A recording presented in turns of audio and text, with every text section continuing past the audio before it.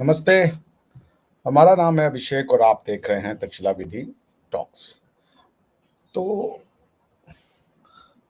दो विलक्षण घटनाएं भारतीय यदि दृष्टिकोण से देखी जाएं, वो पिछले 5 सालों में टेक प्लेस या पिछले 5 सालों में हुई हैं। भारतीय ज्ञान परंपरा जो है, इसको इंग्लिश में इंडियन नॉलेज सिस्टम कहते हैं। अब आपको उसका पार्टिसिपेशन दिखता है कॉलेजेस में, यूनिवर्सिटीज में और अन्य जगहों पे। नालंदा विश्वविद्यालय की स्थापना कोई यदि आप लोग को लगता है नालंदा यूनिवर्सिटी को स्थापना की घटना ये एक आम घटना है, सो ये आपका जो अंडरस्टैंडिंग है वो सही नहीं है। क्योंकि नालंदा यूनिवर्सिटी नाम है उस चीज का जिसने भारतीयता की पहचान को मिटाने के प्रयास का रेजिस्टेंस किया। और भारत की मानसिकता देखिए, यहाँ के लोगों की मानसिकता देखिए, उन लोगों की मानसिकता देखिए कि भारत की यूनिवर्सिटी को बर्बाद, जो बुद्धिस्ट और बुद्धिस्ट कॉज की बात करते हैं, बुद्धिस्ट लर्निंग सेंटर का एक बहुत बड़ा सेंटर हुआ करता था नालंदा। आज उसका इनॉग्रेशन किया गया। जो मंदिर और विश्वविद्यालय में जो लोग ये विरोधाभास प्रकट करने की कोशिश करते थे कि अगर राम मंदिर बना रहे हो तो उसका यूनिवर्सिटी क्यों नहीं बनेगा, अब उनके पास तो कोई ज्यादा कहने का कुछ बचता नहीं है, क्योंकि मंदिर की भी स्थापना हुई और जिन्होंने राम मंदिर को नहीं बनने दिया उन्होंने कौन सा आपके नालंदा को बनाने में योगदान दिया। मगर नालंदा यूनिवर्सिटी का बन जाना ये इस बात को दर्शाता है कि जिन्होंने प्रयास किया कि हमें हमारे वजूद से हटा दें, हमारी मानसिकता का जो है वो दोहन कर या उसका विनाश कर दें, उसका सर्वविनाश कर दें, समूल उन्मूलन कर दें, उसका नहीं कर पाए। बल्कि जो लोग यहां पे आए थे उनके साथ ही इससे भी बुरा बर्ताव हुआ। सेंट्रल एशिया में जो रशियंस ने किया वो सबको पता है, जो कम्युनिज्म ने किया वो सबको पता है। कोई भी एक थ्योरी सर्व पावरफुल नहीं होती है। हर थ्योरी दूसरी थ्योरी को दबाने का, अगर इंसान उस थ्योरी से सहमत हो जाए और उस थ्योरी के अनुसार आचरण करना शुरू कर दे तो उस थ्योरी की जो डिस्ट्रक्टिव कैपेसिटी है वो अनलिमिटेड होती है। जैसे हम कल को मुसलमान बन जाए तो हमारा बिहेवियरल इस्लामिक थॉट प्रोसेस हो जाएगा। For me, without any hesitation, बिना किसी लाग लपेट के, Islam as a religion means, आप एज अ रिलीजन की बात करो, दीन की बात कर रहा हूं। It's basically Arabic colonisation. मैंने बहुत अरबियों से बातचीत की है, उनको बड़ा खुशी होता है। अगर ये अरबिक कॉलोनाइजेशन नहीं है, ये कोई एक स्पिरिचुअल आदेश है, कोई गॉड का आदेश है, तो फिर तो गॉड ने इतने दिनों तक ये सब होने दिया और अचानक से जो है वो सब चीजें खत्म हो गई, सब चीजें गलत हो गई। बड़ा मुश्किल हो जाएगा सब चीजों को गलत करना, और आज तक वो हो भी नहीं पाया। प्रचार प्रसार की बात चलती ही चली जा रही है। जैसे मैं सुन रहा था, किसी ने मुझे बताया कि भाई प्रॉफिट के मदर फादर जो हैं वो जहन्नुम में है। ये कैसे डिसाइड हो गया कि वो जहन्नुम में है, जबकि अभी डूम्सडे ही नहीं आया। और जीसस का इसके माता पिता जो हैं वो हेवन में है। दोनों में ही मुझे कंफ्यूजन है। जब डूम्सडे नहीं हुआ तो फिर ये डिटर्मिनेशन कैसे हो रहा है कि कौन कहां चला गया? ये कैसे डिटरमाइन हो गया? मुझे तो बस भाई, डूम्सडे का मतलब है कि अभी आया नहीं है, तो हमारे पूर्वज भी जो हजारों साल से पृथ्वी पर हैं उन सब का होना है। कोई ये 2000 साल पहले से कहानी नहीं शुरू होगी। एडम के बाद से सृष्टि का निर्माण चल रहा है, और एडम के बाद जब ये सृष्टि खत्म होगी तब की बात हो रही है, जो डूम्सडे की थ्योरी को अपनाते हैं। तो फिर ये कैसे डिटरमाइन हो गया डूम्सडे के आने से पहले कि कोई नरक चला गया और कोई अभी नरक में नहीं गया है, कोई स्वर्ग चला गया? This is something beyond my understanding. Anyways, अब प्रश्न ये है कि भारत की जो राष्ट्र निर्माण की कहानी है, वो सत्य की कहानी है। ये मैंने जब पेपर लिखा था तो मैंने देखा ऑक्सफोर्ड यूनिवर्सिटी के प्रोफेसर्स और दूसरे यूनिवर्सिटी के प्रोफेसर्स, जब 1905 में अर्थशास्त्र बुक मिली थी मैसूर की यूनिवर्सिटी से, तो उसको पढ़ के उन्होंने कहा कि ये जो है एक प्रिमिटिव नॉलेज है, this is not worth of any European intellectualism. So जो ये कंटेम्प्ट था, और ये मैंने देखा अपने हाथों से, ये जो कंटेम्पचुअस बिलीफ है उनका कि हम ही बेहतर हैं, बाकी सब गलत है। फासिज्म का मतलब वो मोटा मोटी ये होता है कि हम सही है बाकी गलत है। लेकिन हमारे यहां फासिज्म में अगर आप रिलीजन के एंगल को तड़का लगा दीजिए तो वो फिर रिलीजन के नाम पे फासिज्म एक्सेप्टेबल है। आप हर कुछ फासिस्ट कर सकते हैं provided you take the garb of God.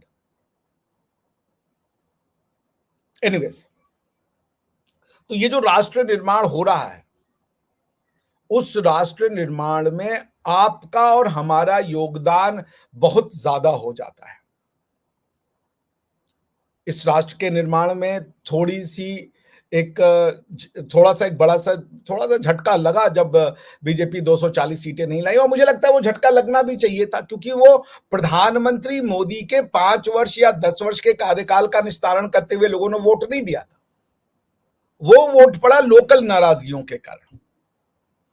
क्योंकि मुझे कोई भी सेन बंदा, जो सेन हो, जो कि मोटिवेटेड नहीं हो, बायस नहीं हो, कोई भी सेन बंदा प्रधानमंत्री मोदी के कार्यान्वयन की ऑब्जेक्टिव एनालिसिस, कार्यों के ऑब्जेक्टिव एनालिसिस करके प्रधानमंत्री मोदी का शत्रु नहीं हो सकता। पर यदि आप मोटिवेटेड है, हिंदू नेशनलिज्म को आपने बुरा मान के रखा हुआ है बिना किसी एनालिटिकल प्रोसेस के, तो उसका कोई हमारे पास इलाज नहीं है। आपने ये कहा कि राम का मंदिर बनाओगे, ये तो प्रिमिटिव की इंसानी है, कॉलेज बनाओ, ये बनाओ, तो नालंदा को क्यों नहीं रिवाइव किया आपने? अगर आपको मंदिर से आपकी दूरी थी तो नालंदा यूनिवर्सिटी आपके सामने था, आपने नालंदा यूनिवर्सिटी को क्यों नहीं निर्माण कराया? उस जगह का नाम जो शीलादित्य या कुछ शीलभद्र नगर है वो क्यों नहीं रखा? ये भी मुझे समझ में नहीं है। बुद्धिस्ट और इस्लामिक यूनिटी की बातचीत की गई, बेमिया में मूर्तियां तोड़ दी गई, यहां पे मंदिरें जला दी, विश्वविद्यालय जला दिया गया, इसको भी झूठ साबित करने की कोशिश की गई, और गलत हम है। ये राष्ट्र निर्माण जो हो रहा है, इसको समझिए, ये बहुत दूरगामी है। ये उन थ्योरी को स्थापित करता है, सनातन की उस थ्योरी को स्थापित करता है कि यदि सत्य को मिटाया जा सकता तलवारों से, बंदूकों से, तो ये भारत भूमि समाप्त हो गई होती अपनी आइडियोलॉजी के द्वारा। ऐसा नहीं कि इजिप्ट के लोग जो है कुछ चेंज होकर के कोई और बन गए हैं, वो अभी भी इजिप्शियन है, उनके बाप दादा वही थे, लेकिन वो अब अपनी पुरानी आइडेंटिटी को एक्सेप्ट नहीं करते। भारत की आइडेंटिटी इसलिए चल रही है आज तक सतत, क्योंकि ये सत्य पर आधारित है। और सत्य क्या है? सत्य कोई एविडेंशियल प्रूफ देने की चीज नहीं है। सत्य कोई साइंस के लिमिटेड टूल्स के द्वारा स्थापित करने की चीज नहीं है। जैसे गॉड है, अब गॉड है नहीं है इसका आपके पास साइंटिफिक टूल्स नहीं है। Everything can not be proved on the basis of cause and effect और on the basis of theory and the evidence therefore.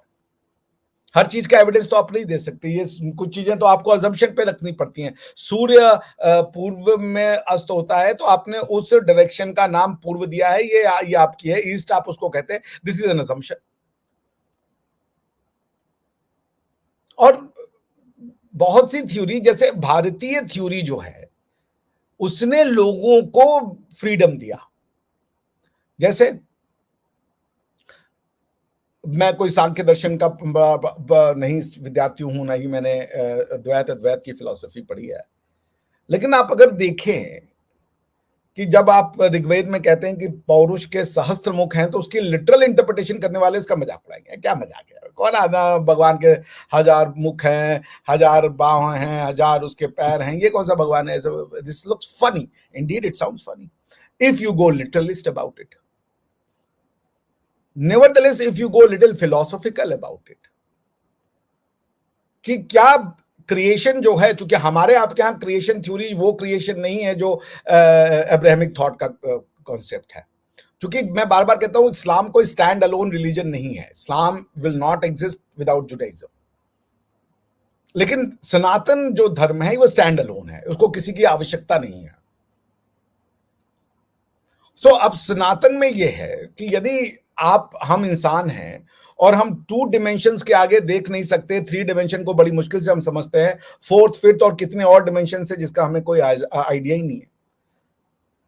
तो यदि गॉड के क्रिएशन किया है, गॉड ने कोई क्रिएशन बनी हुई है गॉड के द्वारा, तो हमारी आपकी एबिलिटी उस क्रिएशन को अप्रिशिएट करने की मिनिमल है। जब हम बचपन में पढ़ते हैं कि कुत्ते जो है वो 20,000 हर्ट्ज से ज्यादा की ध्वनि को सुन सकते हैं या ऐसे ही कुछ है, हमारे आपके जो जो ये कान है उनकी जो कैपेसिटी है साउंड के फ्रीक्वेंसी को रिसीव करके प्रोसेस करने की, वो लिमिटेड है, वो शायद 20 से 20,000 हर्ट्ज के बीच में है। लेकिन आप बैट को देख लें या आप कुत्ते को देख लें तो ये उन साउंड्स को भी सुन सकते हैं जो हमारे आपके लिए शायद एग्जिस्ट ही नहीं करता। तो निर्माण यदि आप ऐसे करें कि ईश्वर ने हमको सबसे बड़ा बना दिया, लेकिन हम ईश्वर के द्वारा बनाई गई कई चीजों को अप्रिशिएट ही नहीं कर सकते, उसका कारण यह है कि ईश्वर ने हमें उस कैपेबल ही नहीं बनाया है, हम 3 डिमेंशन के आगे चीज नहीं देख सकते। तो फिर हम ईश्वर के सर्वश्रेष्ठ कृति कैसे हो जाते हैं? ईश्वर की सर्वश्रेष्ठ कृति तो हम नहीं हो सकते, क्योंकि ईश्वर ने 20,000 हर्ट्ज से ज्यादा के लिए तो कुत्तों का निर्माण किया, बैट का निर्माण किया, अंधेरे में चलने के लिए, पानी में तैरने के लिए और इलेक्ट्रिक बॉडी से प्रोड्यूस करने के लिए बहुत सारी चीजों का निर्माण किया। सो पॉइंट ये है कि ईश्वर के द्वारा किए गए निर्माण की हम जो हम समझ सकते हैं वो ईश्वर के द्वारा किए गए निर्माण का बहुत छोटा सा पार्ट है। तो फिर ईश्वर क्या करे? अगर मनुष्य को ही बना दिया तो मनुष्य जो है उसके द्वारा निर्माण किए गए चीजों को कंप्लीटली नहीं देख सकता, उसकी एक लिमिटेशन है। तो जब आप कहते हैं कि सहस्त्र बाह हैं या सहस्त्र मुख है, तो दैट बेसिकली डिनोट्स कि आपने ऑब्जर्वेशन करने के लिए, आपने अलग अलग क्रिएशन ऑफ गॉड की अप्रिसिएशन के लिए अलग अलग चीजें क्रिएट की गई हैं और सब अपने आप में स्पेशल हैं।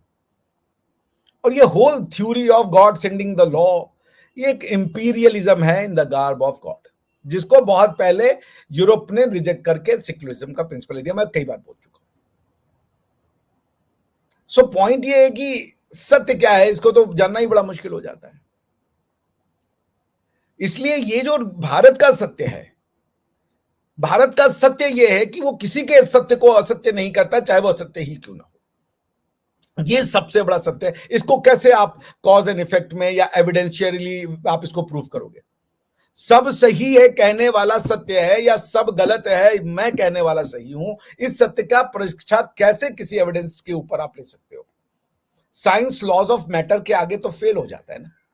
तो क्या laws of evidence which are exclusively for laws of matter would be extended to the laws of philosophy, laws of God?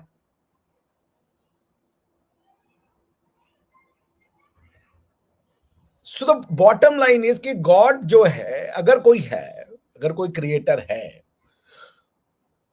तो उस क्रिएटर ने अपनी क्रिएशन की एप्रिसिएशन के लिए हजारों चीजें बनाई हुई है और सबको उसका वैल्यू दे रखा है। बैट्स हैं, डॉग्स हैं, सोनार एमिट करने वाली एम्फीबियस या जो व्हेल टाइप के जो फिश है, तो हम टेक्सोनॉमी करके उनको फिश, एनिमल, एम्फीबियस, ये तो हमारी टेक्सोनॉमी है। और ये भी हमारी फिलॉसफी है कि हम सुपीरियर हैं इन सब में। अगर सुपीरियर हो तो तुम गॉड के द्वारा बनाई गई हर एक कृति का अप्रिसिएशन कर सकते हो, हर एक कृति की अनुभूति कर सकते हो, जो कि होता ही नहीं है। रात में आपको दिखना बंद हो जाता है, रात में आप किसी भी तरीके के मोशन के लायक नहीं रहते हो, कॉन्फिडेंट मोशन के, स्पीड से मोशन के। लेकिन आप देखिए जो और चराचर जीव हैं वो रात में एक्यूरेटली विद स्पीड वो ट्रेवल कर सकते हैं। तो वो उनका उस क्रिएशन रात का जो आइडिया है, अगर रात को आप क्रिएशन मानते हो, बिकॉज मैंने तो पहले ही कहा था कि ये जो गॉड जो लॉज ऑफ थर्मोडायनेमिक्स है, ये तो गॉड की क्रिएशन थ्योरी को वहीं खत्म कर देते। Whether darkness is a creation with an absence of light. इस पे हम बातचीत बार बार कर चुके हैं, कभी आप बोलेंगे तो फिर से कर दें। तो भारत का जो सत्य है कि क्या भारत सत्य है, क्या सत्य सनातन है, इसका कैसे टेस्ट है? एक टेस्ट है कि सब भगवान गलत है, सिर्फ अल्लाह सही है। एक टेस्ट है कि मूर्ति पूजा गलत है। एक थ्योरी है कि मूर्ति पूजा गलत है, गॉड की मूर्तियां नहीं बनाई जा सकती। इस सत्य का कैसे आपने निष्पादन कर दिया कि यह सत्य है, सिवाय इसके कि आपने लोगों को कहा यह तुम्हें मानना पड़ेगा और उसके लिए भय का होना जरूरी है। यदि भय नहीं है तो फिर आपकी सत्य का कोई प्रमाण नहीं है। और इसके लिए न्याय सूत्र जो लोग पढ़ा, किसी भी नॉलेज को समझने के लिए जो 16 न्याय सूत्र में जो 16 वेज ऑफ नॉलेज दिए गए हैं, वो बड़े जबरदस्त है।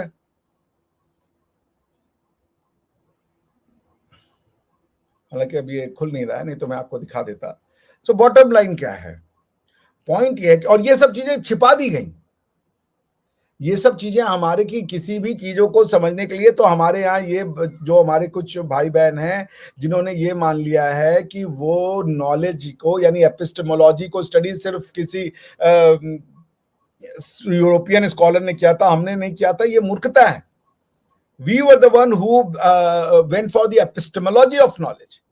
प्रमाण, प्रमेय, संशय, प्रयोजन, दष्टना, सिद्धांत, अव्यय, तर्क, निरान्यन, वाद, जल्प, वितंड, हेत भाषा, चल, जाति और निग्रह स्थान, ये है the means to understand the knowledge.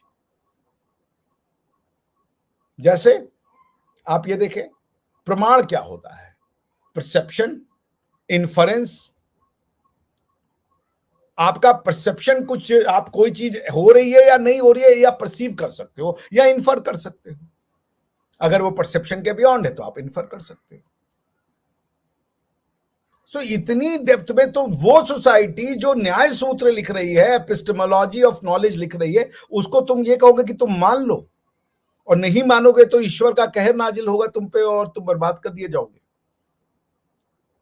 इसीलिए इंडियन कौन, अब ये सच है या नहीं है, मुझे ये कोई बता दे कि मूर्ति पूजा गलत है, ये सत्य कैसे है, सिवाय इसके कि आप इसको तलवार के दम पे मनवाना चाहते हो। ईश्वर का कोई रूप, उसको मिरेकल की जरूरत है कि नहीं है, उसको अवतार की जरूरत है कि नहीं है, ईश्वर कोई लॉ भेज रहा है कि नहीं है, ये सब सत्य कैसे है सिवाय इसके कि मानने के?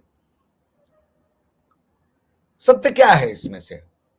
अल्लाह एक है, बाकी सारे गॉड के जो हैं वो गलत हैं, ये सत्य है? या सारे गॉड सही हैं, चाहे उसको आप अल्लाह कह लो, चाहे उसको मित्र कह लो, चाहे वरुण कह लो, चाहे जीसस कह लो, चाहे गॉड कह लो, चाहे उसको यहोवा कह लो, सब सही है? कौन सा सत्य है इसमें? कौन सा सत्य है? क्या इंसान के द्वारा अपनी कलाकृति का, अपनी कला शक्ति का उपयोग करते हुए ईश्वर का चित्र बनाना ईश्वर का निरादर है? और यदि वो ईश्वर को बना करके उसको पूज रहा है, उससे वो प्रेरणा ले रहा है, तो क्या हम इस इंसान की क्रिएशन की क्षमता पर डाउट क्रिएट कर रहे हैं? क्या इंसान यदि अपनी एक कला की क्षमता से कुछ क्रिएट करता है तो वो क्या क्रिएटर के बराबर होने की कोशिश कर रहा है? ये क्या बहुत शैलो आर्ग्यूमेंट नहीं है? सो ये राष्ट्र निर्माण है नालंदा यूनिवर्सिटी में। मगर अगर आपने लेफ्टिस्ट लोगों को भेजा, अगर आपने वहां भी मेरिट का किल किया, मेरिट को बर्बाद किया, तो ये यूनिवर्सिटी की भवन क्रिएट करने से नहीं होगा, बिकॉज कि भारत का education system anti Indian produce करता है, जो अपनी सभ्यता, अपने उस पे वो मजाक उड़ाता है, अपनी नॉलेज सिस्टम को वो तिरस्कार के भाव से देखता है, वो सच सुनना भी नहीं चाहता, वो बिल्डिंग बन के रह जाएगी। मेरिट को ढूंढिए। भारत अगर ज्ञान के क्षेत्र में इतना आगे गया तो उसने मेरिट से कॉम्प्रोमाइज नहीं किया। मेरिट का कोई वो नहीं है कि वो विदेश से ही डिग्री लेके आए, देश में जिसके अंदर समझने की क्षमता हो, प्रमोट कीजिए ऐसे लोगों को। मत लाइए हार्वर्ड से, ऑक्सफोर्ड से, हमें नहीं जरूरत है किसी हार्वर्ड और ऑक्सफोर्ड। क्या है हार्वर्ड और ऑक्सफोर्ड? ये तो एंटी इंडिया का गढ़ है। आप इंडिया को गाली दीजिए, एडमिशन लीजिए, ये हमारी आपकी मानसिक गुलामी का गढ़ है।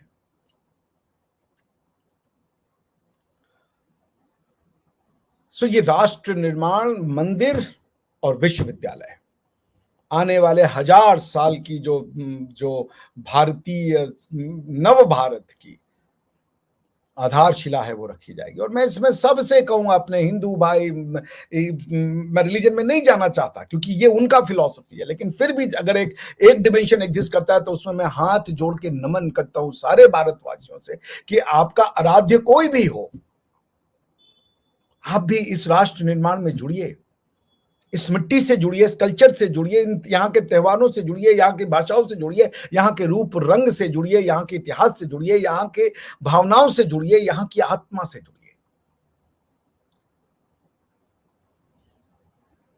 बंद कीजिए ये विवाद, कौन बेहतर है, इसका कोई मापदंड नहीं है।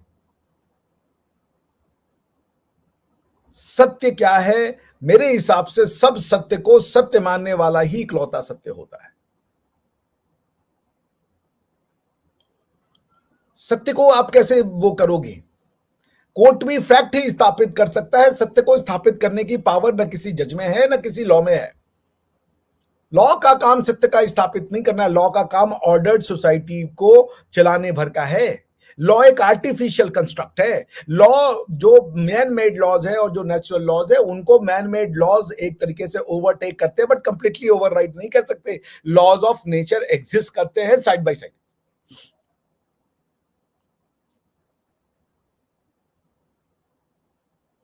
सो इस राष्ट्र निर्माण में शामिल होइए, इस राष्ट्र निर्माण में ज्ञान को प्राप्त कीजिए। भारत ज्ञान के थ्रू दुनिया पे राज कर सकता है, क्योंकि हमने अपने आप को, हम कभी भी चाह करके भी पहले अटैक करने वाले नहीं बन सकते। आप परेशान, हाँ भारत डिफेंस करेगा, क्योंकि युद्ध की पहली लेजिटिमेट थ्योरी इंडिया ने दी थी। जब ह्यूमैनिटेरियन लॉ या इस्लामिक लॉ ऑफ युद्ध, वो जो लॉ ऑफ युद्ध है, भारत का जो गीता में युद्ध की बातचीत की गई है या फिर कुरान में युद्ध की बात की गई है, गीता का जो युद्ध है वो धर्म युद्ध है, वो सत्य असत्य की है, वो अधिकार और न्याय की लड़ाई है। लेकिन जो कुरान की लड़ाई है वो submission to the will of God की लड़ाई है। आप सही होगे, मगर आपको विल ऑफ गॉड को, एक किताब को आपको सबमिट करना है अपने आप को, इसकी लड़ाई है। दोनों के प्रकार में अंतर है, दोनों की मैनिफेस्टेशन में अंतर है। अखंड भारत गजवाए हिंद का जवाब नहीं हो सकता। अखंड भारत कंस्ट्रक्टिव आइडिया है, गजवाए हिंद एक डिस्ट्रक्टिव आइडिया है। वो ये कहता है कि destroy the local culture and then regenerate the Arabic culture on it. दोनों कंपैरिजन नहीं है।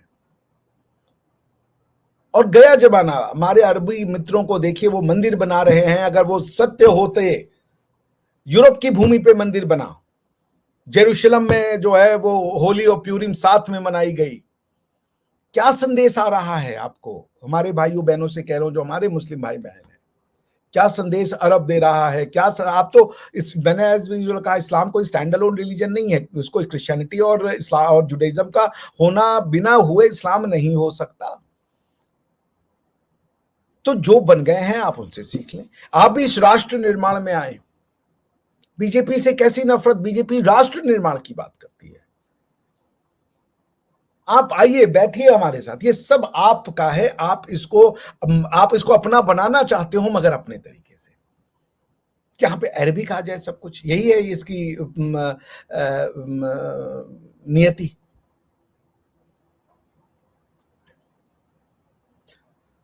इस राष्ट्र निर्माण में साथ दीजिए, बहुत बड़ी घटना है ये। आई होप कि विश्वविद्यालय किसी लेफ्टिस्ट और फिर वही ऑक्सफोर्ड और ये, वो भारत का जो व्यक्ति जिसमें दम है, फिलोसॉफिकल अंडरस्टैंडिंग है, उसको दीजिए इसको चलाने को, जो बेस्ट टीम को लेकर के आए। बिकॉज भारत को नहीं जरूरत है इन ब्यूरोक्रेट्स की, नहीं जरूरत है किसी और चीज को। अभी भारत को जिस चीज की जरूरत है, रिसर्चर्स की, प्राध्यापकों की, अध्यापकों की। भारत को कई साल से शिक्षक चाणक्य नहीं मिला। भले एक हमको राजनीतिक चाणक्य मिल गया हो, लेकिन शिक्षक चाणक्य नहीं मिला जो अर्थशास्त्र लिख सके।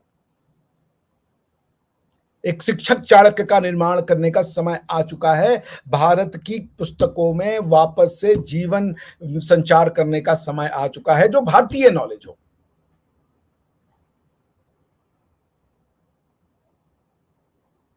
भारत का समय आ चुका है और भारत का समय सबका समय है।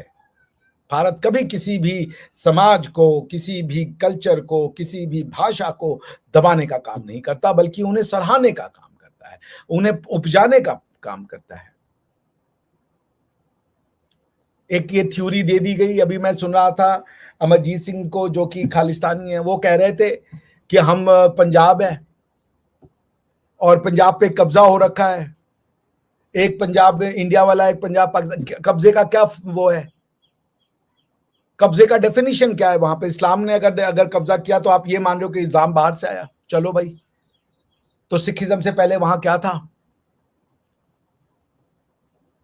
और कौन सा आप साफा आप भगवा बांधोगे और कह रहे हो हम अलग हैं?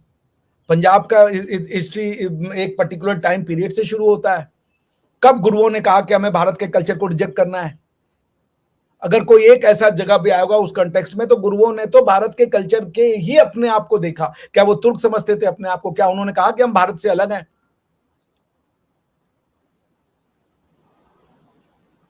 क्या गुरु नानक देव के जो पेरेंट्स थे वो क्या सिख थे? गुरु नानक देव जी के जो दादा परदादा थे वो कौन थे? क्या गुरु नानक देव के पहले पंजाब का कोई इतिहास नहीं है? क्या एक एक गुरु के आने से बाकी गुरु खत्म हो जाते? जैसे माने गुरु कीना राम है, गुरु बहुत सारे गुरु हैं हमारे, जो महाराष्ट्र में बहुत सारे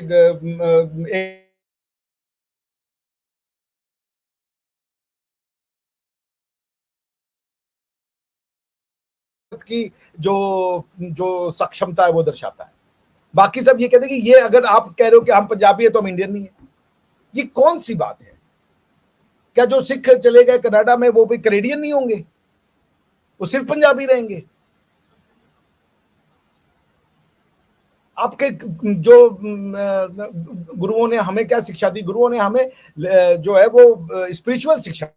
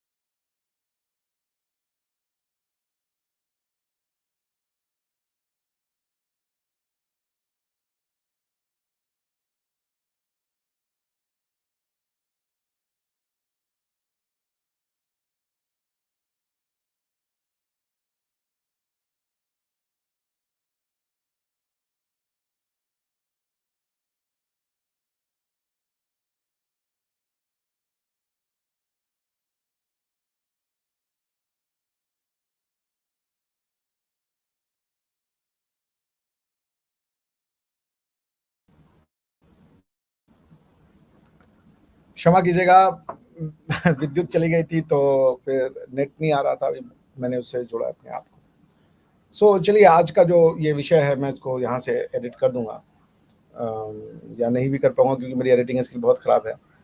तो अब आप लोग के यदि कोई प्रश्न हैं, यदि आप लोग मुझे सुन पा रहे हैं तो पहले प्लीज़ चैट बॉक्स में लिख लीजिए हाय, हेलो या जो भी है, तो मुझे समझ में आएगा। तो आपके कुछ एक प्रश्न है, मैं उन प्रश्नों को ले लेता हूँ 5-10 मिनट में, and then will end the stream. हाँ राकेश जी, आपकी मैसेज आ रहा है, hi sir. Indian subcontinent के मुस्लिम मैरिज और जी जी बिल्कुल, वो भाई हर चीज है। मतलब आप ईद में मेहंदी लगवा रहे हो, ढोलक बजा रहे हो, गाने बजा रहे हो, सब कुछ, और फिर कह रहे हो कि हमारा इंडिया से कोई ताल्लुक नहीं है, इंडियन कल्चर घुसाया। ये तो मानसिक बीमारी है। मैंने पहले भी कहा कि वहां के लोग कहते हैं हम तो कौम नहीं, हुजूम है। भाई तुमने बनी हुई कौमों को तोड़ करके और उसको इस्लाम के नाम पे नई कौम बनाने चाह रहे हो, तो जब तुम उस बरसी हुई कौमों को तोड़ोगे तो उसमें हुजूम ही निकलेगा। कंफ्यूज आइडेंटिटी निकाल दी तुमने। जो अपने आप को नफरत करता है, अपनी नेचुरल भाषा को हे दृष्टि से देखता है, ये कौन सी मानसिकता है जो कह रहा है कि पंजाबी नहीं बोलेंगे हम।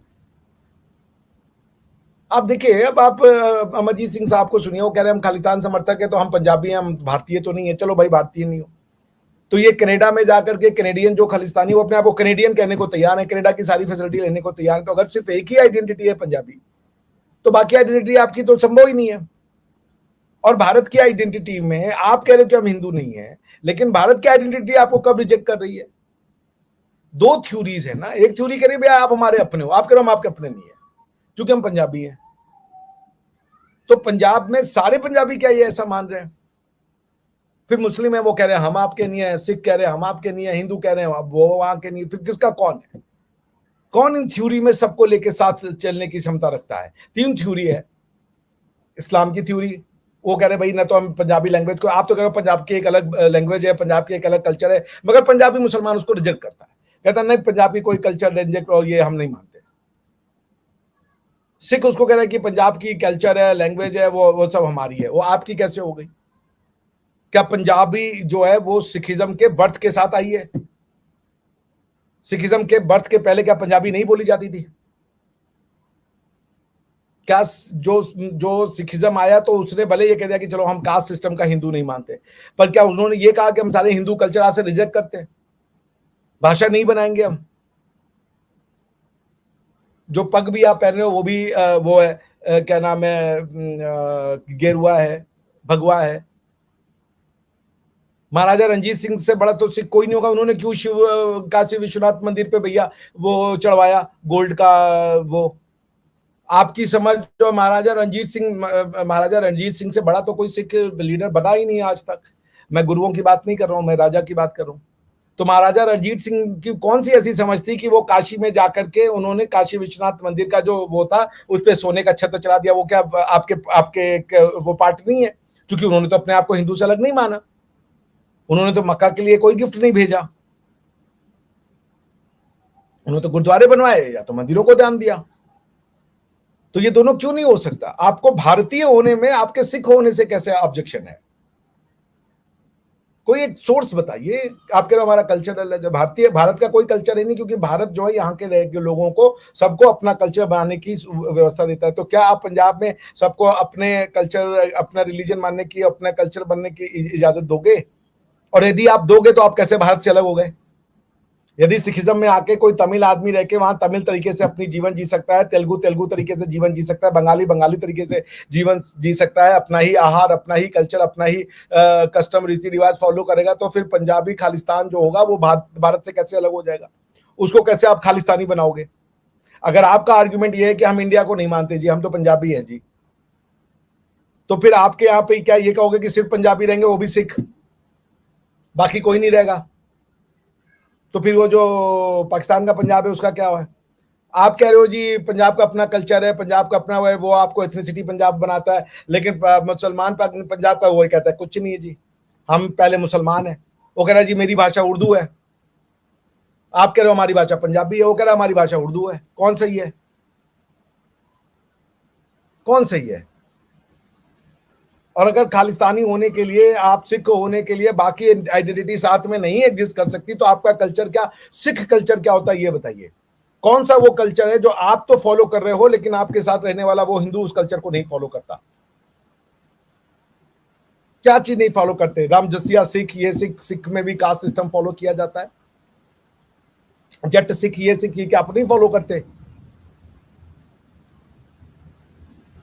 और क्या जब वहां पे एक नया कल्चर रातों रात आया तो उसमें कौन सा कल्चर खालिस्तानी कल्चर है, जरा बता दो मैं।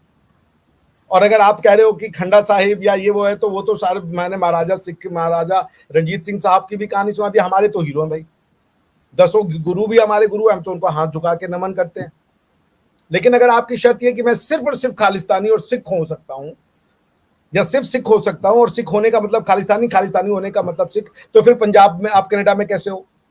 आप तो कोई सिटीजनशिप नहीं ले सकते फिर, तो फिर आप कनाडा के लिए भी लॉयल नहीं होगे। और अगर कनाडा आपको सिखिज्म के तरीके से, सिख बिलीफ सिस्टम के साथ आपको रहने की इजाजत दे रहा है, और उसके लिए आप कनाडा का गुणगान कर रहे हो, यही काम तो भारत कहता है, फिर आप कहते हो कि ये भारत कौन सी आइडेंटिटी है, भारत का कौन सा लैंग्वेज है? भारत का कोई लैंग्वेज नहीं है। तो कनाडा का कौन सा लैंग्वेज है? कैनेडियन तो कोई लैंग्वेज नहीं है, अमेरिकन तो कोई लैंग्वेज नहीं है।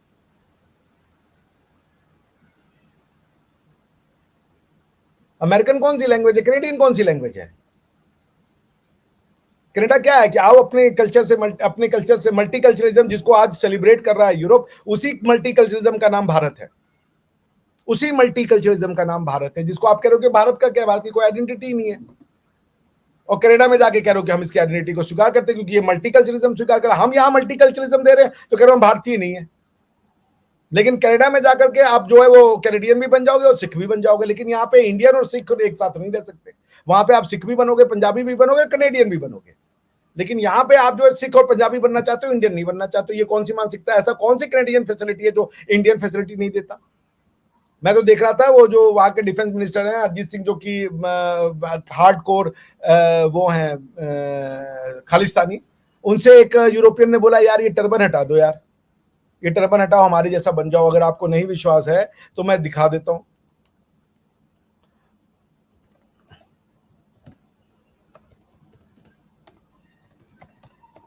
वो डिफेंस मिनिस्टर का नाम क्या, जरा बताइए।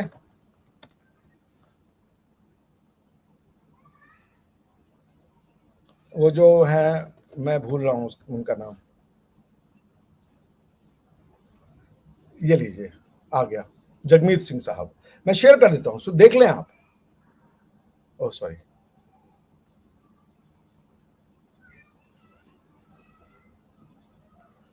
ये मेरा मेरा ये उत्तर है उनको, अमरजीत सिंह साहब को। Bonjour, monsieur. Hello. How are you? Good to see you. So, you okay? Yeah, it's good. Pleasure to meet you. No, what? You should help your urban you look like a Canadian. I think Canadians look like all sorts of people. That's the beauty of Canada. ये कह रहे हैं, वो कह रहा है इनसे कि तुम्हें अपना जो है वो टर्बन हटा देना चाहिए और कैनेडियन की तरह, सॉरी, कैनेडियन की तरह दिखना चाहिए। तो कह कैनेडियन लुक लाइक ऑल, तो यही चीज भारत दे रहा, तो आप कह रहे हो भारत नहीं मानेंगे। ये डबल स्टैंडर्ड क्यों है फिर? आप कह रहे हो कि Canada gives us permission to live like Canadians, and Canadian means multiculturalism. India वो दे रहा, तो कह रहे हो इंडिया कोई आइडेंटिटी नहीं है, इंडिया की कोई भाषा नहीं है। मैं सुन रहा था ये अब चूंकि जो एंकर महोदय थे वो उतने नहीं थे, मतलब मैं समझ सकता हूं restriction. The same argument extended to Canada, it's a welcoming thing. फिर then you should not make Canada your home, because कि कनाडा कोई भी एक आइडेंटिटी नहीं है। जैसे इंडिया को अगर आप आइडेंटिटी नहीं मानते, कनाडा की कोई लैंग्वेज नहीं। कैनेडियन लैंग्वेज क्या है? कैनेडियन या तो फ्रेंच है, अब कैनेडियन पंजाबी भी है, कैनेडियन हिंदी भी है, कैनेडियन में उर्दू भी है, कैनेडियन में इंग्लिश है, फ्रेंच है, सब है। That is acceptable. कनाडा जो कि आज 200 साल पहले बना है और लोगों के जो एथनिक राइट्स को दबा करके बना है, वो आपको तो वो प्यारा है। लेकिन भारत जो है, जो सबके एथनिक राइट्स को जो है वो, अगर आपको ये नाराजगी है 1984 की, जिसके लिए हम आपसे हाथ जोड़ के क्षमा मांगते हैं, लेकिन क्या कोरा मगाटू या जो भी वो शिप का नाम था, उसमें से जब यहां से सिख बंधु भाई बहन जा रहे थे, हमारे इंडियन भाई बहन जा रहे थे, तो उनको नहीं डुबाया था? क्या हर समाज से गलतियां नहीं हुई हैं? क्या हिंदुओं का कत्लेआम नहीं हुआ है? पर ठीक है, एक भाई दूसरे भाई को गोली मार देता है लालच में आकर के, तो क्या वो उसका परिवार से रिश्ता टूट जाता है? ऐसा थोड़ा होता है। ये आर्ग्यूमेंट्स की फैलेसी देखिए आप। और यहां पे कब किसी ने, सिखों की पगड़ी हमारी शान है, हमारी शान है सिखों की पगड़ी। कभी किसी हिंदुओं ने कहा कि तुम जरा सिख, कभी मनमोहन सिंह साहब को किसी इंडियन ने कहा, बीजेपी वाले ने, आरएसएस वाले ने, कि मनमोहन सिंह जी जरा पगड़ी उतार दीजिए, हम इंडियन की तरह लगे? कोई नहीं कहेगा। क्यों? क्योंकि मैं हूं उस पगड़ी का जो पहनने वाला, वो मेरी भी पग है। वो भले आपके सर पे है, लेकिन उसका गौरव जितना आपको है उससे ज्यादा मुझे है। किस खालिस्तान की थ्योरी की आप बात कर रहे हो? समझने का ही वो नहीं है। मैं सुना था उनको स्टेटमेंट का, आई वाज एस्टोनिश्ड कि भारत कोई भाषा नहीं है, भारत कोई कल्चर, पंजाबी कल्चर है। क्या है पंजाबी कल्चर? नमस्कार हटा दोगे, पैर छूना हटा दोगे, जिंदा रहे जीना हटा दोगे, खुश रहे पुत्र हटा दोगे। पुत्र को पुत्र का संस्कृत से ही आती है ये लैंग्वेज। संस्कृत से पंजाबी का कनेक्शन कैसे तोड़ दोगे? कहां से आती है संस्कृत? ये रोमन लैंग्वेज है, लैटिन लैंग्वेज है, अरबिक लैंग्वेज है, सिमेटिक लैंग्वेज है। कौन सी लैंग्वेज है पंजाबी? श्री वर्ड हटा दो ना, संस्कृत से है वो। सत श्री अकाल, ये सिर्फ संस्कृत के वर्ड हैं, संस्कृत में भी मिलते हैं ये सारे के सारे वर्ड। गुरु जो वर्ड है, गुरु परंपरा जो है, वो कहां, वो गुरु वर्ड कहां से आता है? पंजाबी में आता है भाई साहब। बिना संस्कृत के पंजाबी क्या पॉसिबल है? या जो भी मदर लैंग्वेज जो आप पाली मान लो, जो भी मान लो, है तो भारत की भाषा। सबकी जो रूट है वो क ख ग घ ही है। कनाडा में जाकर के एबीसीडी को, अ ब स को आप मानने को तैयार हो अपना, लेकिन भारत में आप नहीं मानना चाह रहे। मैं इन लोगों की बात कर रहा हूं, क्योंकि मुझे पता है 90% हमारे भाई बहन ऐसा नहीं सोचते हैं।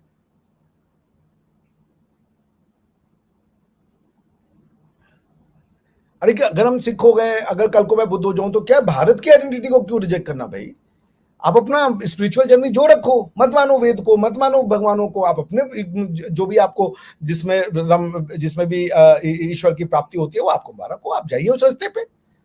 और भारत इंश्योर करेगा। भारत ने क्या कभी गुरुओं का प्रोसिक्यूशन किया? भारतीय लोगों ने क्या गुरु नानक देव जी को किसी भारत के लोगों ने सताया?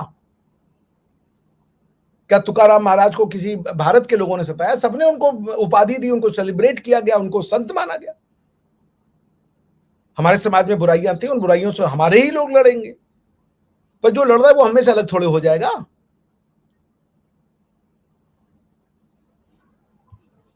एनीवेज, सो बॉटम लाइन मैं ये कह रहा हूं अपने भाइयों बहनों से कि भाई मैं सिख हूं, मुझसे ये क्यों आजादी ले रहे हो? आप ये कहना चाहते हो कि मैं सिख हूं, मैं हिंदू नहीं हूं, मैं पंजाबी हूं, मैं इंडियन नहीं हूं। फिर कैनेडियन कैसे बन जाओगे बाबा? वही लॉजिक एक्सटेंड करा दो और चलो खालिस्तान बन गया। पटना साहिब का क्या होगा? नागपुर का क्या होगा? मेरे शहर बनारस में गुरुद्वारा है, गुरु नानक देव जी महाराज वहां आए, तो उसका क्या होगा? वो हम जाना बंद कर दे वहां पे क्योंकि आप में ऐसा मान रहे हो? या ये सब लेकर के खालिस्तान बनेगा? तो फिर पूरा भारत का ही नाम ही खालिस्तान बनेगा फिर तो। और आप कह लो इसको खालिस्तान, में तो कोई ऑब्जेक्शन नहीं है। आप जिस नाम से कहो, अगर भारत है, हिंदुस्तान है, इंडिया है, आर्यद्वीप है, जम्बू द्वीप है, आप खालिस्तान भी कहो, कोई वो नहीं है। भारत का जो पंजाब का सिख भाई बहन है मेरा, उसको भारत का प्रधानमंत्री बनने का, राष्ट्रपति बनने का, न्यायाधीश बनने का, सेना के जनरल बनने का सबका अधिकार है, हम वोट देंगे। मेरे फेवरेट कमेंटेटर नवजोत सिंह सिद्धू साहब है, मैं उनको बहुत पसंद करता हूं। मैं तो नहीं कभी सोचा कि वो सिख हैं कि क्या है। जसप्रीत बुमराह हमारा बॉलर है भाई। ये कब से बीमारी इंडिया में कब से आ गई कि अगर हम ये हैं तो वो नहीं है भाई? इसीलिए इंडिया को जो आप कह रहे हो कि इंडिया कोई आइडेंटिटी नहीं है, क्योंकि इंडियन सब आइडेंटिटी को पनपाती है, किसी आइडेंटिटी को दबाती नहीं है। बाकी आइडेंटिटियां सबको दबा देती हैं। यही है इंडिया। इसी जिस कनाडा और अमेरिका के दम पे आज लोग बोल रहे हैं कि मल्टीकल्चरलिज्म, ये वो प्लूरलिज्म, ये तो हमने दिया। जो आप कह रहे हो कि हम पंजाबी हैं, हमारी एथनिसिटी अलग है, क्या अलग है आपका? कैसे एथनिसिटी अलग हो जाती है आपकी? आज आप जिस हिस्से को पंजाब समझो, बहुत बृहत्तर तक फैला हुआ था। आज भी पंजाब में 33-35% लोग जो है वो तो सिख रिलीजन को नहीं फॉलो करते, मगर वो सिख खुद से अपने आप को रिलेट करते हैं। मैं सिख से रिलेट करता हूँ। मेरी कोई माँ बहन बेटी, मेरी कोई बहन बेटी हो और अगर उसको किसी सिख से प्यार है तो मुझे तो कोई ऑब्जेक्शन नहीं होगा, जाओ। तो एक परिवार से निकल के दूसरे परिवार में जा रही है। मैंने कितनी बार मत्था टेका है, मेरे आप जर्मनी में जाके देख लीजिए, मैं आपको फोटो दिखा दूंगा। मैं जर्मनी में जाकर के गुरुद्वारे में, मैं मंदिर भले नहीं गया लेकिन मैंने गुरुद्वारे में जाके मत्था टेका है, क्योंकि वो मेरा है भाई। हमसे क्यों छीन रहे हो? आपको नहीं मानना, आप मत मानो, हमसे क्यों छीन रहे हो? क्या हम अपने आप को सिख कहना बंद कर दे, या हम अपने आप को गुरुद्वारे से नहीं अलग कर सकते? भाई हमारा है, वो हमारी धरोहर है।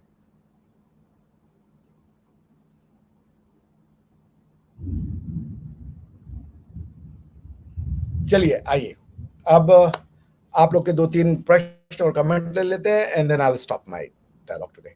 सर, आपको मोदी जी को किया था उनको तरस। जी, मुझे आपकी बात समझ में नहीं आई दिशा जी। गुड इवनिंग मिश्रा जी, जय भारत, जय श्री कृष्ण। जय श्री कृष्ण भैया, जय श्री कृष्ण। सिद्धार्थ कश्यप जी का, I am from Vaishali and Vaishali is the first republic in 300 BC। Sir, what is your take on that? 16 mahajanapada तो बहुत पहले से हैं भाई, बिकॉज लूज। अगर आप एक देखें, इंडिया, भारत क्या था कि इस इलाके में भारत को धर्म ने एक वो सूत्र में बांध दिया। बाकी उसकी पॉलिटिकल संरचना आप जैसे बना लो, एक रिपब्लिक का फॉर्म दे लो, एक कन्फेडरेशन का फॉर्म, सब तो फॉर्म ऑफ पॉलिटिकल ऑर्गेनाइजेशन है ना। मगर पॉलिटिकल ऑर्गेनाइजेशन धर्म के ही सहित बात करते हैं। आप उसको चाहे चक्रवर्ती सम्राट बना लो, राजा बना लो, सामंत बना लो, लेकिन पॉलिटिकल रिपब्लिकनिज्म फॉर्म वो धर्म से ऊपर नहीं जाता। और धर्म क्या है कि राजा का धर्म प्रजा की, जिस दिन राजा का धर्म प्रजा के भलाई नहीं रहा, जिस दिन वो जो है प्रजा में भेद करने लगा, वो तभी भेद निकलेगा जब वो वेदों से चलता होगा। क्योंकि अगर वो बाकी किसी और धर्म ग्रंथ से चलेगा तो वहां तो प्रजा में भेद है, बिलीवर नॉन बिलीवर में भेद है। तो आप उसका पॉलिटिकल फॉर्म से, आज इंडिया एक ब्रिटिश के जमाने में 1935 का गवर्नमेंट ऑफ इंडिया एक्ट आया था कि इंडिया को एक फेडरेशन बनाते, उस समय यूनिटरी स्टेट था इंडिया। आज आप उसको फेडरेशन कह रहे हो, उससे क्या फर्क पड़ता है सिद्धार्थ साहब? आप उसको जो नाम दे लो। जब 16 महाजनपद थे वो भारत है, वो महाजनपद को आप रिपब्लिक कह लो, उस महाजनपद को के रिलेशनशिप को फेडरलिज्म कह लो, यूनिटरिज्म कह लो, जो कह लो, ये तो मॉडर्न पॉलिटिकल रिलेशनशिप है। लेकिन इन सब का जो सूत्र जो इनको पिलाता है वो धर्म है, जो रूल ऑफ धर्म है। उस रूल ऑफ धर्म से बने हुए, जैसे फूलों में आप ऐसे धागा पिरो करके उसको माला बना लो, गजरा बना लो, हाथ में बांधने वाला कुछ बना लो, डेकोरेशन का कुछ बना लो, उसका नाम कुछ भी रखते जाओ उसके आकार के हिसाब से, लेकिन धागा जब तक उस सूत्र में है तभी वो डिफरेंट शेप्स को पाएगा। So I hope Siddharth Sahab I answered your question. If not, please ask me again if I couldn't satisfy you. Jat boy कह रहे, ये रिलीजन का कॉन्सेप्ट ही ट्राइबलिज्म है, सबकी कहानी सेम, आपकी ऐलान नहीं हो। जी, खिचड़ी है भारत, इसको कॉन्स्टिट्यूशन ही जोड़ सकता है। जी, खिचड़ी नहीं है, यूनिटरी की जो लोगों को, देखिए आप प्लूरलिटी को खिचड़ी कहना चाहते तो कह ले। इंसानों को फ्रीडम देने का नाम भारत है, कि जैसे चाहे तुम ईश्वर की व्याख्या करो, ये भारत है। ईश्वर की व्याख्या को अनिश्वरवाद से करना चाहते हो, ये भारत है। अपना तुमको क ख ग घ दे दिया, अपनी भाषा का निर्माण करो, ये भारत है। अपनी कल्चर का निर्माण करो, क्योंकि देश काल परिस्थिति भौगोलिक रियलिटी के हिसाब से तुम्हारा भोजन बनेगा, तुम्हारी जो रियलिटी आएगी, ये भारत है। जो तमिलनाडु में रहता है और जो कश्मीर में रहता है, उन दोनों की भौगोलिक स्थितियां सेम नहीं है।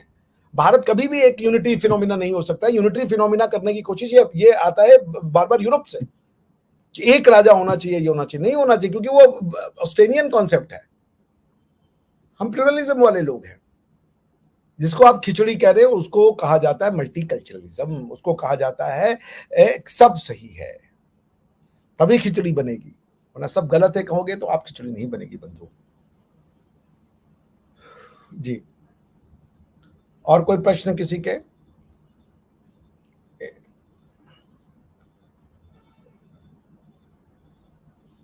चलिए, कोई प्रश्न नहीं है तो मैं आप सभी लोग का बहुत बहुत धन्यवाद देता हूं। आपसे निवेदन है, चैनल को लाइक करें, सब्सक्राइब करें और इसको लोगों तक पहुंचाएं। क्लिप्स बना करके आप शेयर करना चाहते हैं तो करें, I am more than happy.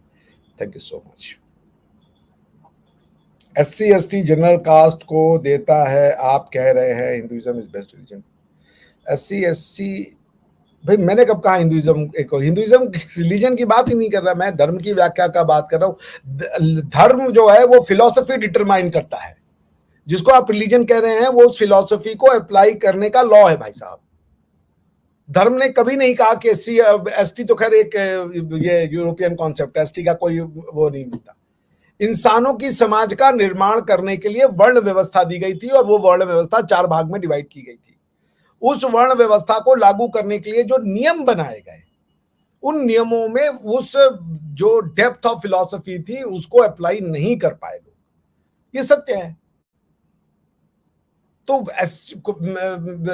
क्या वाल्मीकि जी जिन्होंने रामायण लिखी वो क्या बड़े कास्ट के थे, छोटे कास्ट के थे, लेकिन उनको महापंडित का दर्जा मिला। तो इसका मतलब था कि चेंजेबल था, लेकिन समाज की जो छोटी सोच थी वो उसमें रिजिडिटी पैदा कर दी। तो हमारे समाज में कमियां आई हैं। मैं आपको बार बार कह रहा हूं कि आपके कॉन्स्टिट्यूशन को इंटरप्रेट करते हुए अलग अलग जजमेंट दिए गए हैं, तो क्या कॉन्स्टिट्यूशन गलत है या इंटरप्रिटेशन करने वालों की समझ गलत है? इसलिए SC जो है शेड्यूल कास्ट हमारे यहां ये प्रैक्टिस में आई। यदि ये व्यवस्था दी गई तो वक्त है कि वो गलत व्यवस्था थी। किसी को जन्म के आधार पर छोटा मानना ये गलत है और निंदनीय है। इसके लिए हाथ जोड़ करके क्षमा मांगनी चाहिए हम सबको, जिन्होंने हमारे भाइयों बहनों को, शूद्र को एक हे दृष्टि से देखा। मैं शूद्र हूं, आई एम अ प्राउड शूद्र। मुझे ब्राह्मण होने पे भी उतना गर्व है जितना शूद्र होने पे गर्व है। मैं क्षत्रिय भी हूं, मैं बनिया भी हूं। मैं शूद्र वाले का, मैं अपने माता पिता का सेवा किया हूं और भी लोगों की सेवा करने की इच्छा मेरे अंदर है। हमें तो कोई इसमें ऑब्जेक्शन नहीं दिखता। मेरा एक स्टूडेंट हुआ करता था, वो नवीन मिंज नाम था, उसके पैर कट गए थे, मैंने हाथ से उसके पैर को धोए साफ किए। क्या दिक्कत? मुझे तो कोई दिक्कत नहीं। मैं शूद्र हूं, आई एम अ प्राउड शूद्र। शूद्र कोई बुरी चीज नहीं है, सर्विस देना इंसान को सबसे बड़ा गुण है। भाई जी आप कुछ भी कहो, मेरा मानना है रिलीजन भारत को जोड़ ही नहीं सकता। बिल्कुल रिलीजन नहीं जोड़ सकता। मैं कह रहा हूं बार बार आपसे, मैं कह रहा हूं धर्म जोड़ सकता है, क्योंकि रिलीजन जोड़ने का प्रयास करता है तोड़ते हुए। धर्म सबका अलग अलग है, पुत्र धर्म, मातृ धर्म, पितृ धर्म, राजा का धर्म, बिजनेस व्यापारी का धर्म, इसका धर्म, सब अपने धर्मों का निर्माण करे। धर्म जोड़ता है, रिलीजन नहीं। धर्म और रिलीजन के चक्कर में कहां पड़ गए बंधु आप? रिलीजन बहुत छोटा कॉन्सेप्ट है। रिलीजन है कोड ऑफ कॉन्डक्ट, धर्म है ability to think. Religion legality है, धर्म मोरालिटी है। भारत का एक टुकड़ा और ना हो इसके लिए प्रार्थना कीजिए। नहीं, भारत के टुकड़े नहीं होंगे, भारत जुड़ेगा। जैट बॉय साहब, प्रार्थना करने की कोई आवश्यकता नहीं है। वीक लोग प्रार्थना करते हैं ईश्वर से। मैंने क्या कहा? सत्य जो है वो होके रहेगा। पहले प्रार्थना करने से क्या होगा? अगर भारत के फिलॉसफी में दम नहीं है और भारत को टूटना चाहिए तो कल टूट जाए भारत। लेकिन यदि भारत की फिलॉसफी में दम है और वो जुड़ना चाहिए तो कल जुड़ना चाहिए भारत। POJK भी आएगा, सब कुछ आएगा, अखंड भारत का भी निर्माण होगा।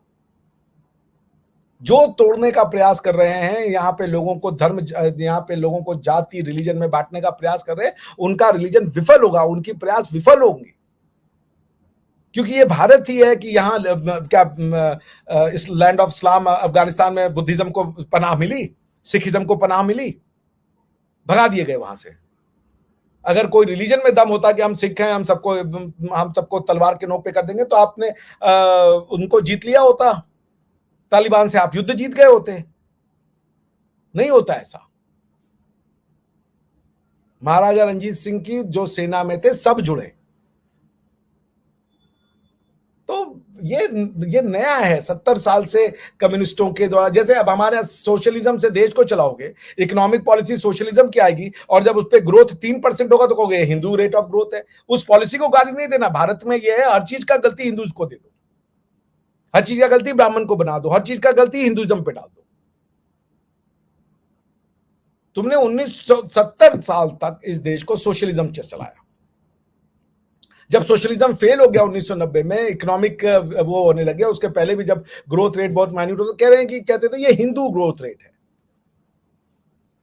मैंने आज तक नहीं सुना कोई मुस्लिम ग्रोथ रेट है, कोई क्रिश्चियन ग्रोथ रेट है, लेकिन यहां का जो ये वर्ग था जिसने हिंदुइज्म पे करारा प्रहार किया, कुछ भी फिनोमिना हो, उसको करने वाले कारण कुछ भी हो, लेकिन दोष हमेशा वो जाएगा हिंदुइज्म पे। ये यहाँ की फिलॉसफी थी, और आप भी जाट बॉय साहब जाने अनजाने वही काम कर रहे हो, और इसमें आपकी गलती नहीं है, क्योंकि आपको ऐसे एक काउंटर इंट्यूटिव नैरेटिव में फंसा दिया है, क्योंकि आप रिलीजन और धर्म के बीच के भाग को ही नहीं समझ रहे, और है ये काउंटर इंट्यूटिव। नहीं देखिए, सोसाइटी में सब अच्छा ही हो जाए, एकदम दूध दही की नदियां बहें, ऐसे नहीं होगा। सोसाइटी में रेप होंगे, सोसाइटी में डकैती होगी, हत्या होगी, कल को मेरी हो सकती है, किसी की हो सकती है, इसका कोई वो नहीं है कि भैया सब सोसाइटी में दूध दही की नदियां बह जाएगी। मगर ओवरऑल भारतीय बाहर जाता है तो क्यों सफल हो रहा है? क्यों सफल हो रहा है? क्योंकि वो सबको अपना मानने की क्षमता रखता है। पाकिस्तानी बाहर जा रहा है, भारत के ही लोग इस्लामिक दृष्टिकोण से चलाए गए पाकिस्तान में, आज उस पासपोर्ट की वैल्यू ये है कि लोग उनको देखना नहीं चाहते। क्यों हो गया ऐसा? हमारे पंजाब का लड़का जो कि यूपी में पढ़ता है, अजय बांगा बनता है, आईएमएफ का हेड बनता है, वो ताल ठोक के अजय बांगा साहब कहते हैं उनसे बड़ा कौन सिख है भाई? अमरजीत सिंह उनसे भी बड़े सिख है। उन्होंने कहा मेड इन इंडिया, वो हमारी पहचान है। बांगा साहब आईएमएफ के चीफ है। भारत में कम्युनिस्ट ने आकर के ये इस्लामो कम्युनिस्ट जो थ्योरी है ये अटैक करती है, ये सारी चीजों का दोष हिंदुइज्म पे डाल देना चाहती है। मोपला राइट हो, हिंदुइज्म, देश का विभाजन हुआ, हिंदुइज्म, सूरजों पे अत्याचार करने वाले ब्राह्मण, ब्राह्मणों की वजह से देश में सब प्रॉब्लम है। लेकिन क्या किसी एक और कारण बता दीजिए आप, इस्लाम का कोई कारण ढूंढा हो, क्रिश्चियनिटी में कोई कारण ढूंढा हो? ये सब भी तो यहाँ पे आए और राज किए ना। इंपीरियलिज्म से इनको नफरत थी तो इन्होंने ब्रिटिशर्स को वो कहा, लेकिन ब्रिटिशर्स में भी क्यों, ब्रिटिशर्स हमें दे के गए।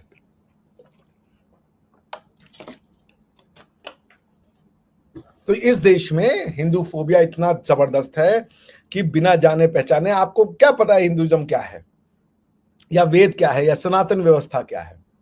इतना ही खराब अगर सनातन व्यवस्था थी तो ये टूट क्यों नहीं गई? पहले ही क्यों नहीं इसके विभाजन हो गए? जो आप कह रहे हो आज कि इसके विभाजन हो जाएंगे, पहले क्यों नहीं विभाजन हो गए? आज ऐसा क्या हो गया कि विभाजन? क्या आप तो कह रहे हो कि पहले की सोसाइटी में तो ये जो कास्ट सिस्टम था वो और भी घोर वो रहा होगा ना, बुरा। उस समय क्यों नहीं इसका विभाजन हुआ? क्यों भारत जुड़ा रहा? क्यों अलेक्जेंडर से लड़ने के लिए एक चाणक्य निकला, उसने कहा कि लड़ो तुम लोग आकर के अलेक्जेंडर से। भारत जुड़ा कैसे? अगर इतनी ही डिस्ट्रक्टिव ये थ्योरी थी तो जुड़ा कैसे? ये भारत बना कैसे? प्रार्थना करने की आवश्यकता नहीं है जाट बॉय साहब, आपके अंदर दम है। यदि आपकी थ्योरी सही है तो प्रार्थना क्या, हम कुछ भी करते रहे, वो हो के रहेगा। लेकिन यदि थ्योरी में सत्यता है, सत्य का दम है उसमें, उस थ्योरी में सत्यता, जिसको मैं कह रहा हूं कि वो वाकई में एक जिसे कहते हैं सेल्फ कंटेन्ड, सेल्फ सस्टेन्ड है, तो हमारे आपके प्रार्थना की आवश्यकता नहीं है उसको। ये दुआ कर लीजिए, ये हो जाएगा, हम युद्ध जीत जाएंगे, हम क्रिकेट जीत जाएंगे, हम ये करेंगे, ये सबसे कैसे हो जाएगा? कोई आपको प्रार्थना करने की जरूरत नहीं है, बल्कि आप प्रार्थना कीजिए कि यदि ये थ्योरी इतनी खराब है तो आज का, अगर भारत का कल टूटना तो आज टूटे। लेकिन यदि ये थ्योरी में दम है और ये पिछले हजारों साल से भारत का निर्माण होता आ रहा है, तो अखंड भारत भी आप अपनी दृष्टि से देखोगे जाट बॉय साहब, चाहे जितना भी आप हाथ पैर पटक लो। सर, आपका मोदी जी को किया हुआ संबोधन में इतना सटीक एनालिसिस था कि 370 सीट हमेशा मोदी जी के लिए रिजर्व रहेगी। लोग प्रशांत किशोर, योगेंद्र यादव को बोलते हैं, आपका बिल्कुल सटीक। जी जी जी, नहीं, मैंने ये कहा कि बीजेपी लास्ट का 1 महीना हार गई। उसने 4 साल 11 महीने जनता को खूब जीता, 11 महीने में बीजेपी हारी, कुछ नैरेटिव्स को, कुछ लालच को। और मैं उनमें किसी भी जनता को दोष देने के लिए तैयार नहीं हूं कि जनता ने, मैं भी हूं, मैं एक रिक्शा वाला हूं, अगर दिशा जी, मैं एक वो लगाने वाला हूं, छोटा मतलब कम पैसे वाला कार्य करता हूं मैं, मेरी स्किल को कम पैसा दिया जाता है। और मुझे कोई यदि कांग्रेस आके वादा करती है कि मैं आपको वोट दे दीजिए, मैं 8,500 रुपए दूंगा, तो मैं तो दूंगा वोट। मेरा राष्ट्र से मुझे तो कोई खतरा नहीं दिख रहा, राष्ट्र का खतरा हमारे आपके दिमाग में, उनको नहीं दिख रहा, और वो सही भी है। उनको क्यों दोष देना? सिर्फ राष्ट्र निर्माण पे ही वोट पड़े? अगर मुझे 10,000 रुपए मिल रहे हैं महीने के, क्या क्या कमी है उसमें? कोई कमी नहीं है उसमें। वो भी भारत के उतने ही बड़े सपूत हैं। अब कांग्रेस कौन सा बड़ा आकर के एकदम से वो हो जाती है। मोदी जी हम लोग को इसलिए अच्छे लगते हैं क्योंकि मोदी जी भारत को हिंदुत्व के तरीके से चला रहे हैं और जो हमें सूट करता है, क्योंकि यही हमारी पहचान है। वो हमारे पहचान पे गाली नहीं देते। बाकी क्या मोदी जी के जो ये एमपी हैं वो सारे बड़े अच्छे हैं। क्या महाराष्ट्र में मोदी जी ने गलती नहीं, बीजेपी ने गलती नहीं की? क्या जरूरत थी उनको लेने की पवार साहब को? आप ही कह रहे थे कि वो दुनिया के करप्ट आदमी, आप उनको भी ले लो, तो झटका लगना जरूरी था। ये मोदी जी की हार नहीं है। मोदी जी हम सबके दिल में बसते हैं। ये मिसमैनेजमेंट की हार है, आपसी लड़ाई की हार है। और ठीक किया जनता ने, इसीलिए कहते हैं देव है जनता, वो देवदूत है, वो ईश्वर की आवाज है कि समझिए जो आप जिस गलत डायरेक्शन में जा रहे थे, कोर्स करेक्शन कीजिए। मोदी जी ही रहेंगे। 252 तो उनका ताल ठोक करके है, 240 या 41 खुद की सीट है, 5 चिराग पासवान साहब की है, 246 हो गई, 7 शिवसेना शिंदे की है। उनकी कोई अहमियत नहीं अपने अलग से रहने की। तो 246 प्लस 7 कितना होता है? 253। 246, हाँ 253 हो गए। कितना बचता है? 17 सीटें बचती हैं। 253 में 7 जोड़िएगा 260, 10 जोड़िएगा और तो 270, 15 सीटों का खेल बचता है। 19 सीटों का खेल बचता है। क्या 19 सीटें, 10 तो ऐसे ही जुड़ गए हैं। आप अगर मोदी जी को गिराना चाहेंगे इलेक्शन, वो नो कॉन्फिडेंस मोशन ला करके, तो कैसे गिराएंगे? 241 तो उनके अपने। मैं तो काउंट ही नहीं कर रहा हूं जेडीयू को और उसको। मोदी जी इलेक्शन नहीं हारे, मोदी जी ने प्रचंड विक्ट्री ली है। आप सुनिए दिशा जी, मैं देख रहा था कि राजीव गांधी जी का आज से 10-15 साल पुराना एक वीडियो है जिसमें कह रहे थे बीजेपी के 6% वोट हैं, 4% पे 2 सीट थी, 8% या 6% पे उनको जो है कुछ 80-80 के आसपास मिली। बोले कुछ गणित समझ में नहीं आ रही हमको। तो ये तो कुछ भी हो, 1984 से तो बात की घटना होगी, तो मान लेते हैं ये to be on a safer side, क्योंकि 84 में तो वो जीत ही गए थे। 5 साल जोड़ दीजिए, 89, 90 मान लेते हैं इसको टू बी सेफर साइड। 90 से लेकर के 2000, आज आप चलिए 2014 चल रहे हैं, ये 14 साल का खेल होता है। 14 साल में भाजपा 6% या 8% से बढ़ के 36% पे चली गई, 6 गुना का ग्रोथ। और कांग्रेस का घटन हुआ। अगर बीजेपी हारती तो उसका वोट परसेंटेज होता। 4 करोड़ लोगों ने उड़ीसा में, दिल्ली में लोगों के पास ऑप्शन था कि अरविंद केजरीवाल साहब को वोट करें या बीजेपी, जो नवीन पटनायक साहब, बहुत अच्छा, मैं उनका सम्मान करता हूँ, बड़े अच्छे लीडर हैं बीजेडी के, उनका सपोर्ट करें। लेकिन लोगों ने बीजेपी को चुना, मोदी जी के बल पे चुना, और कोई नहीं था बीजेपी का फेस वहां पे। जी, तो जाट सिद्धार्थ कश्यप कह रहे हैं love you sir, love you sir बहुत बहुत। मोदी जी सच में शेर हैं, कल जो श्रीनगर करने जा रहे हैं कितना बड़ा स्टेटमेंट है। जी बिल्कुल, वो होना चाहिए, डर के नहीं होगा। मैं भी अगर होता तो मैं भी ये करता। मोदी जी वाकई में शेर हैं भाई, कलेजा जिगर जो है चाहिए उनको। वो इस में वो स्टेटमेंट देने जा रहे हैं जबकि वापस से कश्मीर में किलिंग का दौर शुरू हो गया है। और क्यों किल हो रहा है, कोई उसके ऊपर बैठना चाहिए। इसको इतना कॉम्प्लेक्स बना देंगे आपके यहाँ के जो लोग हैं, जो अपने आप को इंटेलिजेंट कहते हैं, इतना कॉम्प्लेक्स बना देंगे, उसमें उसको कंपेयर कर देंगे। वो देखिए नक्सल भी मारते हैं, वो भी मानते हैं इस्लाम में कोई वो नहीं है, क्योंकि वो इस्लाम को रिफॉर्म नहीं होना देना चाहते। इस्लाम को रिफॉर्म तो होना ही पड़ेगा, सेक्युलरिज्म आना ही पड़ेगा रिफॉर्म। क्योंकि मैंने बार बार कहा, इस्लाम स्टैंड अलोन रिलीजन नहीं है, Islam is an extension of Christianity and Judaism. वो मानते हैं, जूस और क्रिश्चियन उनको नहीं मानते, लेकिन वो तो मानते हैं। क्योंकि बिना जीसस के और मोसेस के तो इस्लाम की एग्जिस्टेंस हो ही नहीं सकती। तो जो जीसस और मोसेस को मानने वाले हैं, उन्होंने सेक्युलरिज्म कर लिया, इस्लाम का अलग कोई वो चीज है क्या? प्रॉब्लम तो वही है ना, उनकी समस्या तो वही है, वो नहीं है उनको उसी रास्ते पे आना है। भारत के ये कम्युनिस्ट के अंदर इतना दम नहीं है कंफ्यूजन करवा। इसलिए मैंने कहा, जो जाट भाई साहब ने कहा कि भारत से प्रार्थना कीजिए टूटे ना, मैं कहता हूँ प्रार्थना कीजिए कि टूट जाए। यदि आपकी प्रार्थना से टूटना होता तो फिर 2 बिलियन जो लोग हैं वो तो मान रहे हैं गजवा हिंद हो जाए, कब का टूट जाता।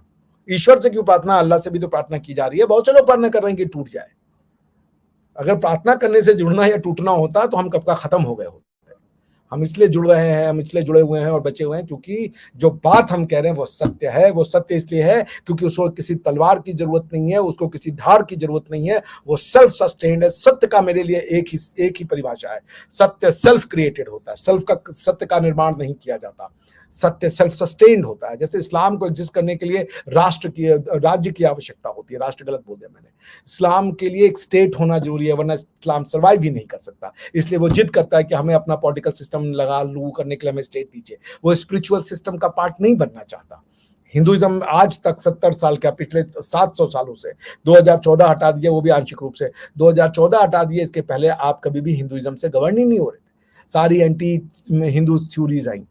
क्या औरंगजेब और इनसे ज्यादा वहां पे दुआ करने वालों की पावर आप में है कि उन्होंने दुआ नहीं किया होगा कि इस्लामिक राष्ट्र बन जाए? केशव देव नारायण का जब मंदिर टूटा हुआ तो क्या उन्होंने दुआ नहीं की होगी अल्लाह से कि इसको इस्लामिक राष्ट्र बनाने की अता फरमा दे? क्या ये बन गया? नहीं बना। दुआओं से और प्रार्थना करने से नहीं बनता। मैं कहता हूं जाट बॉय साहब, आप प्रार्थना कीजिए कि यदि आपकी बात में सत्य है और जो सत्य है वो होना चाहिए। मैं आपको कहता हूं, मैं बिना किसी प्रार्थना किए हुए, मैं किसी ईश्वर को माने बिना, मैं ये जानता हूं कि भारत की जो थ्योरी है ये सत्य पर आधारित है और ये परेशान हो सकता है। ये क्यों सत्य पर आधारित है? क्योंकि यही सत्य है, सबको साथ में ले चल के अहम निजः परोवेति गणना लघु चेतसा उदार चरिता नाम तू वसुधैव कुटुंबकम। सत्य है कि तेरा मेरा करने वाले छोटे लोग होते हैं, समस्त दुनिया एक विश्व है, एक परिवार है। ये सत्य है। सर्वे भवन्तु सुखिनः सर्वे सन्तु निरामयाः सर्वे भद्राणि समथिंग करके जो है, ये सत्य है कि सब सुखी हों। इसको कैसे हरा दीजिएगा? ये भारत है,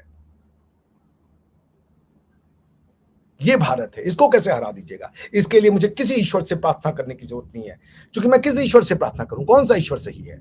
ईश्वर तो कई हैं। अल्लाह तो चाहता है कि गजवाए हिंद हो और ईश्वर और भारत खत्म हो जाए, तो मेरी प्रार्थना कैसे स्वीकार कर सकते हैं? और एक जो मोजेस के गॉड है वो कह रहे हैं ये तो लैंड ऑफ इन्फिडल्स है, क्योंकि यहां पर तो उनके हिसाब से पेगनिज्म चल रहा है। उस गॉड को, वो गॉड भी हमको सुरक्षित नहीं कर सकता। हमारे यहां तो खुद बहुत से गॉड है। ये भारत जो है ये इसलिए बचेगा और बढ़ेगा और बनेगा जाट बॉय साहब, क्योंकि भारत कहता है जिस ईश्वर को मानो वो तुमको मुबारक, वो सत्य है। और यही बात कि इंसानों में SC ST और इसको बनाने की ये कंस्ट्रक्शन है, क्योंकि ये आज नहीं शुरू हुआ 70 साल में, 100 साल में, 150 साल में। अगर ये होता तो ये बहुत पहले से होता। भारत टूट जाता, कब का टूट जाता। इन आक्रांताओं से मोदी कौन सा ब्राह्मण है जो लड़ रहा है हिंदू को बचाने की लड़ाई? मोदी एक OBC हैं। ब्राह्मणों ने तो डुबोने का कसम खा रखा है। You name it. जितने ब्राह्मण एंटी इंडिया है कोई नहीं है।